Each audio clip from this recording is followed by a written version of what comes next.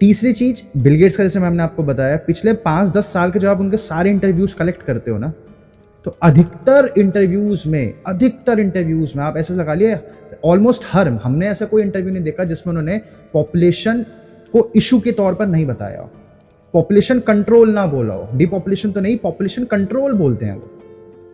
ऐसा एक भी इंटरव्यू हमने नहीं देखा पिछले जितने साल के इंटरव्यूज आप देख लो। तो यानी बिल गेट्स भी चाहते हैं। अब वो चाहते क्यों हैं और हम लोग क्या कर सकते हैं? चाहते इसलिए हैं क्योंकि टेक्नोलॉजी जो वेस्ट की है वो ह्यूमंस के दुश्मन है। या तो टेक्नोलॉजी रहेगी, ह्यूमंस रहेंगे, क्योंकि टेक्नोलॉजी एम्प्लॉयमेंट खत्म करेगी। तो एआई तो तभी आएगी ना जब इंसान बचे ही नहीं ना, और इंसान बच गया और एआई भी आ गई तो नौकरियां कौन करे? अभी आप लोग जो नौकरियां कर रहे हैं, अब जैसे जयप्रकाश जी नौकरी कर रहे हैं, तो यूएस में 2-3 साल बाद उस नौकरी की जरूरत नहीं पड़ने वाली अगर वो अप्लाई कर गए। और आज भी इतनी टेक्नोलॉजीज हैं तो अधिकतर लोगों की नौकरी खत्म हो जाएगी। तो फिर जो सारे लोग प्रोटेस्ट करेंगे तो फिर क्या होगा? फिर उन लोगों का कहाँ जाएंगे? तो टेक्नोलॉजी तो दुश्मन बनती जा रही है ना। जैसे राजीव दीक्षित जी क्या बोलते थे कि टेक्नोलॉजी मतलब होना चाहिए जो एम्प्लॉयमेंट क्रिएट कर पाए। ये राजीव दीक्षित जी के एग्जैक्ट शब्द हैं। जो रोजगार प्रोवाइड कर पाए वो है टेक्नोलॉजी। लेकिन उनकी टेक्नोलॉजी कुछ अलग प्रकार की है। अब वो टेक्नोलॉजी में गलती भी नहीं है, वो ह्यूमन रेस ऐसे होती रहती है, डेवलप होती रहती है, क्योंकि उन लोगों का मकसद आप समझें। उन लोगों का ये बहुत कॉमन स्टेटमेंट है जो मैं आपको बोलने जा रहा हूँ कि वो डेवलपमेंट की उनकी डेफिनेशन होती है विक्ट्री ओवर नेचर।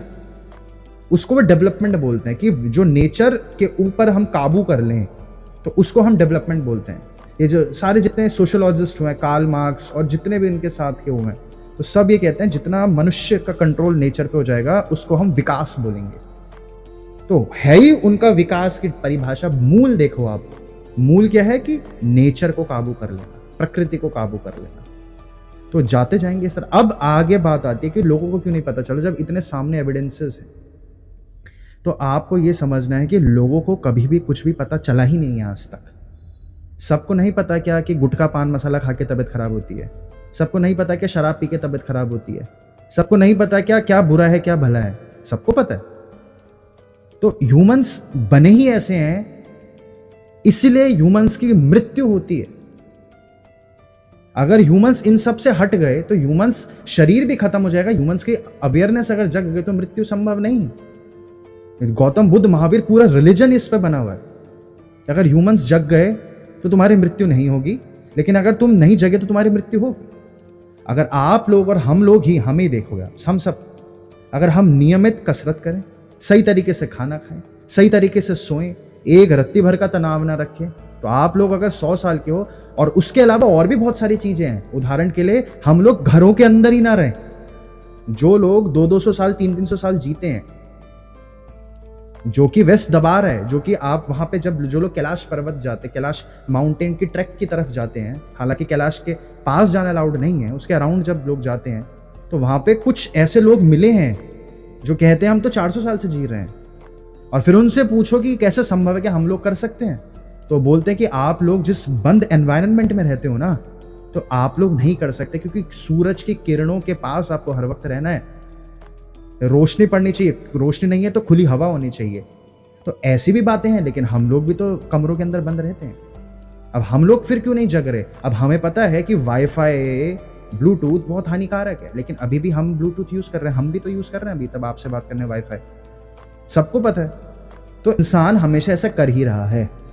आप पुरानी पीढ़ी से पूछो, अपने दादा दादी से पूछो कि आप दादा दादी बताओ कि मैंने क्या क्या गलतियां करी बचपन में, वो देखो पूरी लिस्ट निकाल के दे देंगे आपको। हम सब कर ही रहे हैं, हम सब ऐसे कर रहे हैं। आप जानते हैं सिंगापुर, मैम ने इनफैक्ट वीडियो भी बनाई थी, स्वीडन और बहुत सारे देशों में बच्चों के स्कूलों में वाईफाई यूज करना, वाईफाई शट डाउन कर देते हैं जैसे ही काम खत्म हुआ।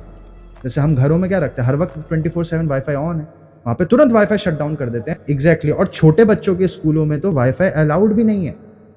अब ये सबको पता है, हमको भी पता है। कोल्ड ड्रिंक नहीं पीनी चाहिए, सबको पता है। अब तो हम क्या कर सकते हैं फिर? देखिए, हम ये गलतियां करेंगे है और इसलिए हम मरेंगे। मरना ही है हमने, हम मरते ही जा रहे हैं, है ना। Humans are decaying organic matter. या अगर आप बॉडी को देखोगे तो डिकेइंग ऑर्गेनिक मैटर है। तो हम गलतियां करते जाएंगे, करते जाएंगे, करते जाएंगे, करते जाएंगे। तो अब लेकिन फिर भी क्या कर सकते हैं? हमें ये करना है कि हमें वीक से स्ट्रांग की तरफ बढ़ना है। अब बारिश देखो, अगर बारिश हो रही है और किसी पे घर नहीं है, यानी कि कोई इकोनॉमिकली वीक है और बाहर बरसात हो रही है, तो जो इकोनॉमिकली वीक है वो तो बर्बाद हो जाएगा ना। उसका छप्पड़ का घर है वो टूट जाएगा, बारिश में पानी अंदर आएगा। वो ठेला लेके जलेबी पकौड़े बेचने जाता है, वो ठेला नहीं लगा पाएगा, या फल बेचने जाता नहीं, वीक है। लेकिन उसी बारिश से जो लोग स्ट्रांग थे वो बारिश का आनंद लेते हैं, वो बच्चों के साथ बारिश में खेलने चले जाते हैं, वो अपनी पत्नी को क्या बोलते हैं, आज तो मजा आ गया, बारिश है, समोसे बनाओ या पकौड़े तलो। तो जो वीक है वो सेम कंडीशंस पे दब रहा है, जो स्ट्रांग है वो सेम कंडीशंस का एंजॉय कर रहा है। और जो और भी समझदार लोग हैं वो बारिश का पानी हार्वेस्ट कर लेते हैं, पानी इकट्ठा कर लेते हैं। कुछ लोग, खेती नहीं हो सकती बारिश के बिना, अब जो बारिश की वजह से खेती भी हो रही है, यानी जीवन भी पनप रहा है, और बारिश की वजह से जीवन भी बर्बाद हो रहा है। अगर पूरे 6 महीने बारिश होती रही तो इंसान सामान कैसे बेचेगा अपना, बेचने वाले। तो हम जो वीक है नेचर उसे भी मारेगी। बारिश नहीं तो आप देखोगे जब लू चलती है तभी भी लोग मरते हैं। कौन मरता है? वीक मरता है। और लू, गर्मी ज्यादा है, चलो गर्मी से तो मरे, जब ठंड ज्यादा होती है दिल्ली में तभी भी लोग मरते हैं, जब सूखा पड़ता है तभी भी लोग मरते हैं। लेकिन मर कौन रहा है, दब कौन रहा है? ये हमेशा वीक लोग दबेंगे और हर वक्त दबते जाएंगे। और ये जो डीपॉपुलेशन की तरफ आप जा रहे हैं ना, ये अब आप ये देखिए, डिजिटल डिवाइड इतना एक्सट्रीम हो चुका है ना, डिजिटल डिवाइड इतना एक्सट्रीम। आप अपने को, और अगर आपके यहाँ कोई मेड काम करने आती है, आप अपने और अपने बच्चे और उस मेड के बीच में डिफरेंस देखें, डिजिटल डिवाइड कितना एक्सट्रीम है। तो अब उन लोगों के लिए ना, ये सारे लोग कैंसर की तरह समझते हैं इन सारी जनता को, ये कैंसर है, क्योंकि ये जनता उनके साथ जा ही नहीं सकती। और वो लोग मालिक हैं, जैसे हम लोग अपने घरों में से मच्छरों को भगा देते हैं ना, ये मच्छर तो हमें परेशान कर रहे हैं, अब मच्छर का काम क्या है? तो वो लोग भी ऐसे देखते हैं कि ये लोग तो रिसोर्सेज खा रहे हैं बस पृथ्वी के, ये लोग कुछ बदले में दे ही नहीं रहे हैं। अगर वो बदले में दे सकते हैं तो हमारा काम करो, ये लो सॉफ्टवेयर हम बनाने, हम तुम कोडिंग करके दो, तो भविष्य से तरफ जाएगा। अब अगर जो ताकतवर, जो शक्तिशाली लोग हैं वो नदी का बहाव का दिशा क्रिएट करते हैं, अगर हम इतने शक्तिशाली बन जाएं तो हम अपने बहाव से पूरी दुनिया चलाई जा सकती है, जो इलॉन मस्क की कोशिश चल रही है। हालांकि वो कोई कम लोग हैं, और हालांकि अभी भी नहीं पता किस दिशा में जाएंगे वो आगे, लेकिन अब उन्होंने पूरा ट्विटर खरीद लिया ना। अब उन्होंने बोला, अब वो सीधे बिल गेट्स के अगेंस्ट है, मार्क जगरबर्ग के अगेंस्ट है। बिल गेट्स के ऊपर तो उन्होंने बहुत बयान दिए हैं। बिल गेट्स एक लेक्चर में बोल रहे होते हैं डावोस मीटिंग में, ये कि पॉपुलेशन एक इशू है, अगले दिन इलॉन मस्क का ट्वीट आ जाता है, मैं तो बहुत कंसर्न हूं कि पॉपुलेशन तो ज्यादा होनी चाहिए। बिल गेट्स बोलते हैं बिटकॉइन तो बिल्कुल मत यूज करना, तुम गंदी चीज है। इलॉन मस्क बोलता है बिटकॉइन में मेरी टेस्ला खरीद लो। बिल गेट्स वैक्सीन निकाले, इलॉन मस्क ने उसी दिन 2020 में ही बोला कि मैं वैक्सीन नहीं लगाऊंगा, और फिर किसी मजबूरी के कारण उन्होंने अपना बयान बदला फिर बाद में। तो अब अगर हम शक्तिशाली बनते जाते हैं जैसे इलॉन मस्क हैं, तो आप लोग भी, हम लोग भी अपनी तरह से दिशा चला सकते हैं। लेकिन अंत में आप ये समझिए, ह्यूमन रेस में हमेशा हायरार्की क्रिएट हो जाएगी, हमेशा हायरार्की क्रिएट होगी। एक बहुत फेमस एनेक्डोट बोले, चाहे बहुत फेमस कहावत है कि जितना रिसोर्सेज है ना दुनिया का, जितना रिसोर्सेज है आप इकट्ठा कर लेते हैं। बिल गेट्स का भी पैसा, इलॉन मस्क का, जेफ बेजोस का, अंबानी का, इकट्ठा कर लो और इकट्ठा करके सब में बराबर बराबर बांट दो। कुछ साल बाद आप देखोगे तो जो अभी लोग अमीर है ना, फिर से वही लोग अमीर हो रखे होंगे, फिर से वही लोग दुनिया चला रहे होंगे, क्योंकि वो लोग इस तरह ट्रेंड हो गए हैं कि दूसरों को काबू करके रखना। अब मान लेते हैं कि श्रीधर जी इस पूरी दुनिया के मालिक बन गए, तो जो श्रीधर जी की ओपिनियंस होंगी, हमेशा मालिक वही बनता है जो एक एक्सट्रीम चला जाए, एक एक्सट्रीम का लीडर। कोई भी ट्राइंगल है, जो भी एक्सट्रीम में आप होंगे तो आपकी एक स्ट्रॉन्ग ओपिनियंस होंगी। रूलर्स की ओपिनियंस होती हैं, जिनकी ओपिनियंस नहीं होती उन्हें संत कहते हैं, जैसे कि ओशो थे, उनकी कोई ओपिनियन ही नहीं थी। लेकिन ओपिनियंस वाले लोग ही दुनिया को चलाते हैं। ये दुनिया चलाने लीडर्स की कैरेक्टरिस्टिक्स हैं। अब ओपिनियन होगी आपकी तो दूसरी तरफ दूसरे इंसान की भी ओपिनियन होगी। तो आप चाहे दुनिया का भला करना चाहते हो, आप चाहते हो कि पूरी दुनिया में भुखमरी खत्म हो जाए, जितने मर्जी इंसान बच्चा पैदा कर ले, या एक कोई थोड़ी बहुत आपके हिसाब से जो सही है उतने लिमिट लगा दो और ऐसे दुनिया चले, तो आप जानते हैं फिर क्या होगा? फिर इक्वालिटी हो जाएगी। और आप जानते हैं किस दिन, कलयुग किस दिन आएगा? जिस दिन इक्वालिटी कंप्लीटली हो जाएगी। इक्वालिटी हमेशा वॉर्स क्रिएट करती है। ये मैं नहीं कह रहा हूं, ये दुनिया के जितने सोशोलॉजिस्ट हैं यानी कि समाजशास्त्री हैं, वो कहते हैं कि हर वक्त टेंशन्स हैं दुनिया में, लेकिन जैसे रिसोर्स मोबिलाइज होने लगते हैं नीचे वाली जनता के पास, यानी प्रोलेटेरिएट के पास, तो तुरंत वो अटैक कर देंगे बुर्जुआजियों को, यानी कि अमीरों को, क्योंकि हर वक्त नीचे वाले लोग परेशान हैं, बस उन पे साधन नहीं है लड़ने के लिए। और जैसे समानता होगी लड़ाइयां होंगी। आप क्या प्रधानमंत्री मोदी से जाकर लड़ सकते हो? नहीं, आप अपने पड़ोसी से लड़ सकते हो। फिर कौन लड़ सकता है प्रधानमंत्री मोदी से जो उसके बराबरी के होंगे, जैसे केजरीवाल या ये लोग जो पॉलिटिशियंस होते हैं? तो इक्वालिटी फिर लड़ाइयां भी लाएंगी। इंडिया क्यों यूएस और क्यों रशिया और अमेरिका की लड़ाई होती है? क्यों वियतनाम और अमेरिका की लड़ाई क्यों नहीं होती? या वेस्ट इंडीज या कोई छोटे से टापू की, सेशल्स आइलैंड की और अमेरिका की लड़ाई क्यों नहीं होती? क्योंकि इतनी असमानता है, कभी लड़ाई होगी नहीं। जानवरों की और इंसानों की लड़ाई क्यों नहीं होती? इतनी असमानता है, कभी लड़ाई होगी नहीं। कभी राजाओं से प्रजा कभी नहीं लड़ती, प्रजा प्रजा से लड़ती है, राजा राजा से लड़ते हैं। इक्वालिटी केओस क्रिएट करेगी, हमेशा इक्वालिटी केओस क्रिएट करेगी। और जितनी इनइक्वालिटी होगी, जो वो लोग कहते हैं, मैं आपको उनकी समझ बता रहा हूं, वो लोग कहते हैं कि you will own nothing and you will be happy, यानी इतनी इनइक्वालिटी हो जाएगी, लेकिन फिर भी आपको हमने हैप्पी रखने की जिम्मेदारी ली है, क्योंकि वो कुछ विधियां बना चुके हैं, जैसे कि युवाल नोआ हरारे, वो उनके हिसाब से हम जीन एडिटिंग करके ह्यूमंस को हैप्पी रख सकते हैं, ह्यूमंस को हैप्पी रख सकते हैं। तो अब उनकी ये मानसिकता है और ये उनकी समझ है, क्योंकि हमेशा इक्वालिटी लड़ाई के कारण बनती है, हमेशा। और जितनी इनइक्वालिटी होगी उतनी कम लड़ाइयां होती हैं। लेकिन जो गरीब है, जो दुखी इंसान है, वो उसका दुख वो लोग नहीं समझ सकते ना। उन्हें तो लगता है हम दे तो रहे तनख्वाह, हम दे कर तो रहे सब कुछ। तो ये हमेशा इस तरफ होगा। कोई नया लीडर भी आ गया, सब कुछ खत्म हो गया, सब सॉर्टेड हो गया, तो नया लीडर आ गया, उसकी ओपिनियन को हम बुरा मान जाएंगे। हमेशा होना ही है। तो इसीलिए तो युग खत्म होते हैं, इसलिए तो युग खत्म होते हैं, एक के बाद एक, एक के बाद एक, एक के बाद एक। अब देखिए ना, द्वारका सिटी जो अभी गुजरात के बगल में मिली, लोग तो कहते थे द्वारका तो अंधविश्वास है, लेकिन द्वारका सिटी मिली। लोग बोलते थे ये शिव शिव ये तो अंधविश्वास है, फिर उन्हें कैलासा टेम्पल मिला। फिर वो जाते हैं तो राम सेतु पुल मिला उन्हें, तो श्रीलंका और इंडिया के बीच में। वो सारी चीजें एक के बाद एक, एक के बाद एक मिलती जा रही। फिर एक गोबले की टैपी है, एक जगह का नाम है गोबले की टैपी, वहां पे बाइबल, इतनी प्रकार की बाइबल मिल गई कि अब उन्हें रियलाइज हुआ कि बाइबल जो हम बच्चों को पढ़ा रहे थे वो तो बहुत ही अधूरी बाइबल है। वो क्योंकि बाइबल में बहुत सारी चीजें लिखी थी, लोग बोलते थे तो कुछ कहानियां झूठी झूठी हैं।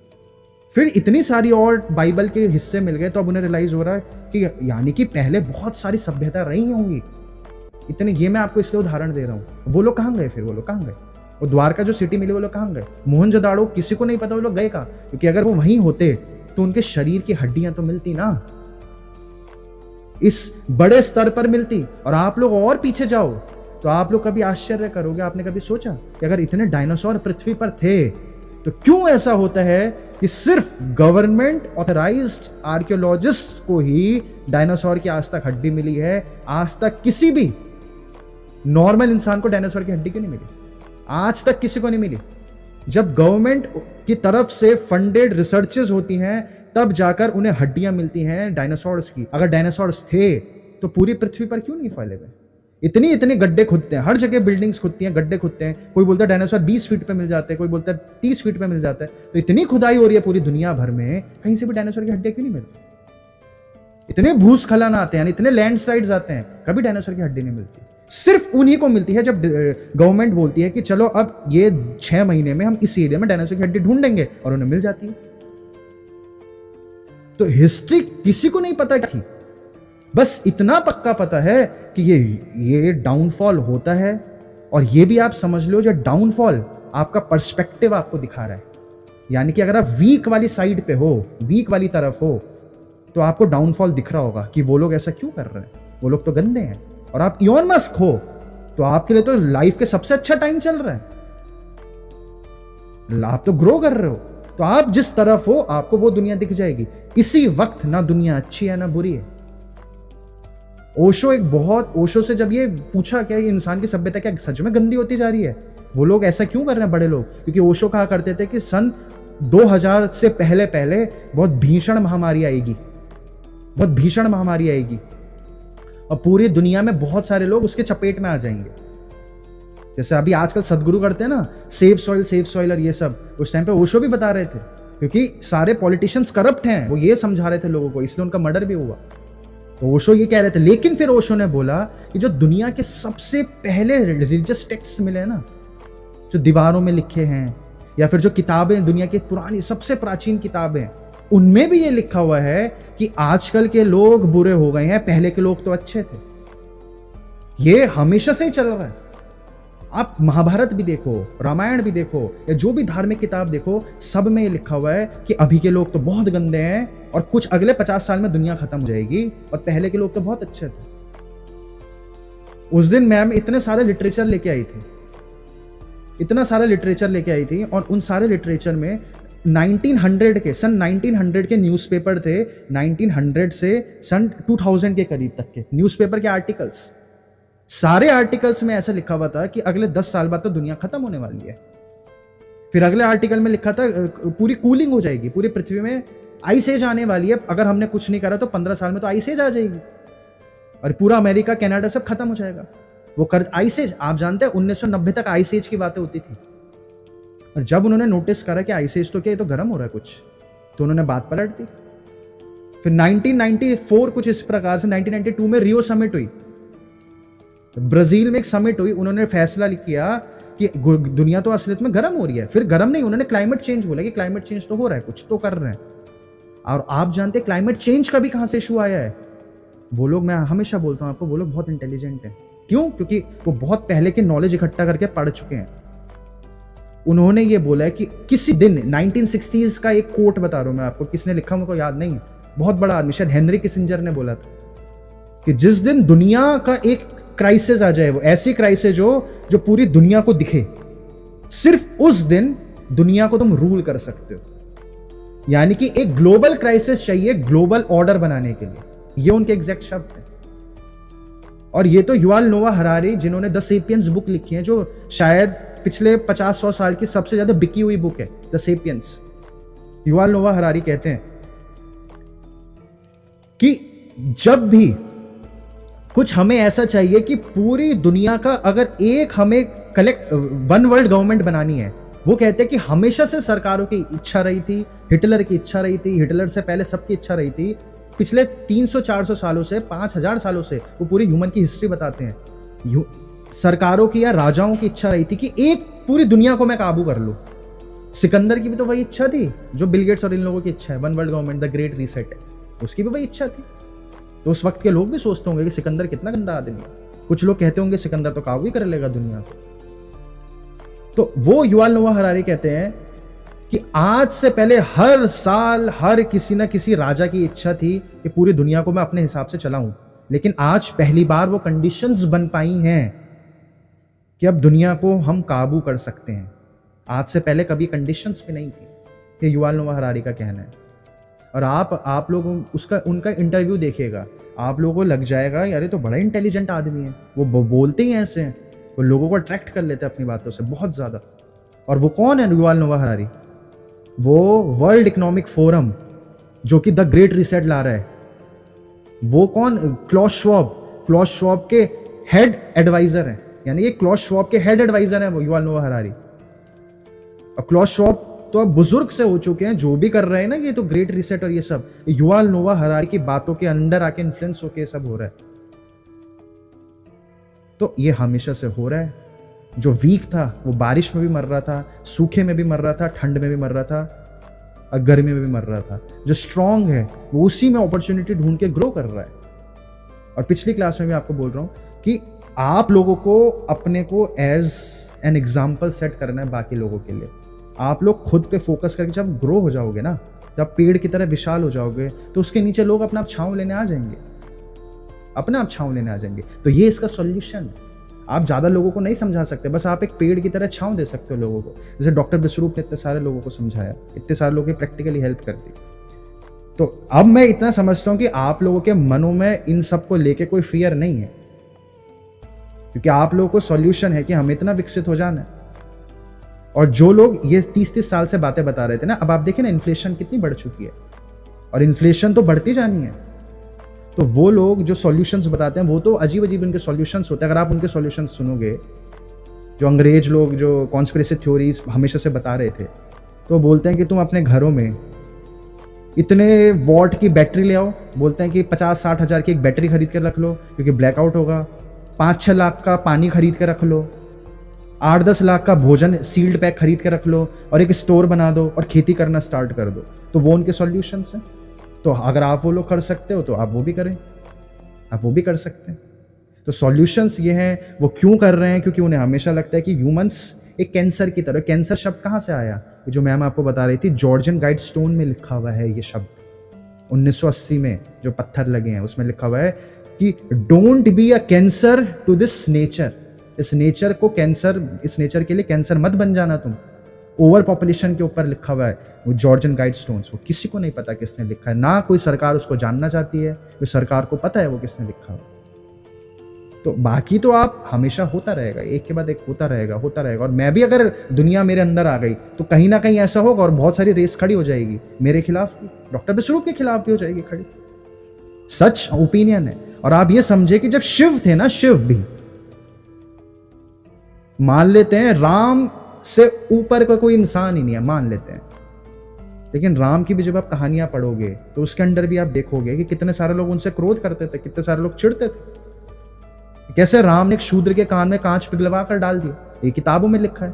अब कोई परसेप्शन कुछ हो सकता है, कोई परसेप्शन कुछ हो सकता है। पूरी दुनिया में अगर राम राज भी आ जाएगा ना तो दूसरी तरफ इस्लाम खड़ा हो जाएगा। लड़ाइयाँ चलती रहेंगी, लड़ाइयाँ हमेशा से हो रही हैं, हमेशा से क्योस हो रहा है। बस आप लोगों की कुछ 40-50 साल की और जीवन है या 60 साल का और जीवन, उस जीवन में आपको एग्जाम्पल बन के बाहर निकलना है बस। और शायद ये वाक्य सुन के आप एकदम रिलैक्स हो जाएंगे कि अब 50-60 साल ही तो रह गए आप लोग के, बस क्या रखा है। अपने को रिलैक्स कीजिए, डेथ को समझिए क्या है, क्योंकि डेथ के बाद सब कुछ खत्म नहीं होने वाला। और अगर ये भी समझ ले डेथ के बाद सब खत्म है तो ईश्वर मूर्ख था, फिर ईश्वर पागल है। लेकिन डेथ के बाद बहुत कुछ है। डेथ को एक्सपीरियंस करना है अभी आप लोगों को, अपने शरीर से बाहर आना है, अपनी भावनाओं से बाहर आना है। ये समझना है कि क्या ये संभव है कि मैं डीएनए अपना चेंज कर पाऊँ, क्योंकि साइंटिफिक रिसर्च तो यही कह रही है कि डीएनए तुम लाइट को चेंज कर पा रहे, इमोशन से डीएनए सिकुड़ पा रहे, साइंटिफिक रिसर्च तो ये कह रही है। तो क्या मैं ये सब अनुभव कर सकता हूँ? तो यहाँ हम फोकस रखेंगे। और बाकी जो वो लोग कर रहे हैं वो उसका एक ग्राउंड पे सॉल्यूशन हम लोगों को अवेयर करते जाएं, अवेयर करते जाएं, अवेयर करते जाएं। और अपने आप एक वक्त आएगा कि लोग जग जाएंगे। ये उसका सॉल्यूशन।